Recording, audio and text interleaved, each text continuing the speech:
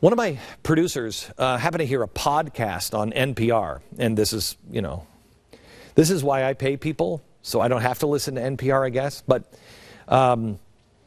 we talked about this this morning when we came in, and they said, "Glenn, did you get that NPR thing I sent you?" And I said, "Oh, yeah, I loved it. I didn't listen at all." And it was a podcast of an obscure author who wrote a book called In the Dust of the Planet. I actually did listen to it, and it was fascinating. And it explains the nihilistic worldview. Now, I should point out that the author is a professor at the New School in New York, which was founded in 1919 by progressive educators. And remember, at that time, the progressive academic types were aggressively pursuing eugenics. When you take Darwin and you couple it with nihilism and then progressivism, you can kill people if it's for the good of the collective, okay? And then somebody else will grind you up and make you into hamburgers. This will all be great. Anyway, this was a great idea that, we're all progressing into this great thing, and you add the nihilism into it, and it was great social engineering until Hitler's exploits were broadcast around the world, and then the eugenics movement was stopped and progressives were shamed.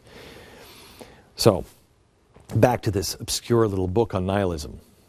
It gets published a couple of years ago. No one notices. But the author is watching TV one day.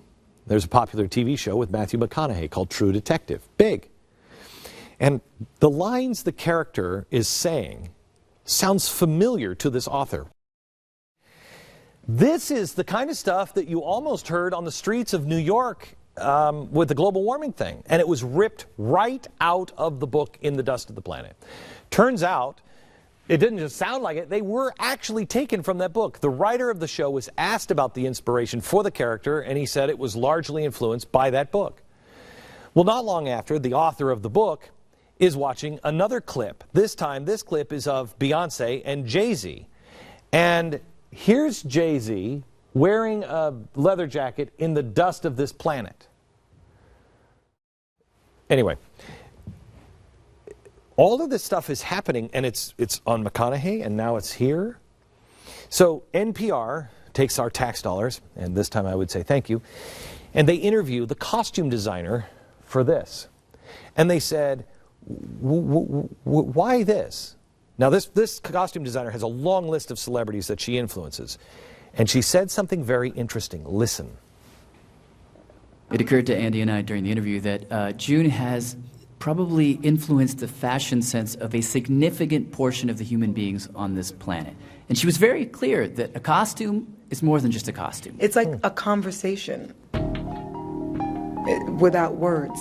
That really what she's doing when she styles someone is whispering to all the people that are going to watch the videos, come in contact with the billboards, go to the concerts. I don't have to talk to you, but I can create this conversation with a pair of pants and how they fall and how they fit and the texture and the color and the feel. But she says one of the loudest whispers was super simple. Just, here's a guy, massive pop star. Like a sovereign. He's in the desert, it's about to go down, the end of the world is literally on his back. But it was almost as if he didn't even know that was on his back. You know what I mean? It's like, that was the afterthought. Like, oh yeah, the world's ending? Psst, I don't care. So she wanted to convey a message. And the message is, world's ending. JD doesn't care.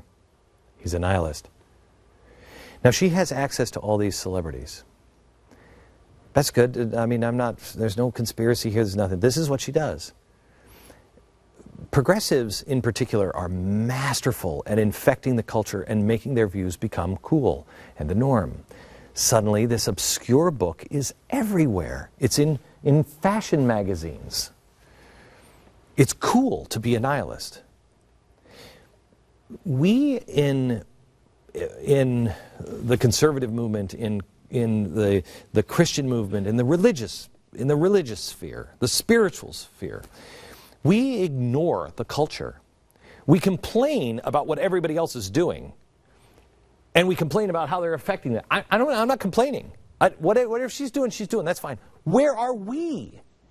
Where are we? Where is somebody on our side trying to infect the culture?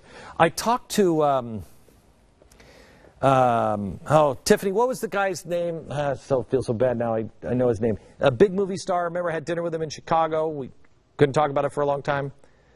He was the comedian, Vince Vaughn.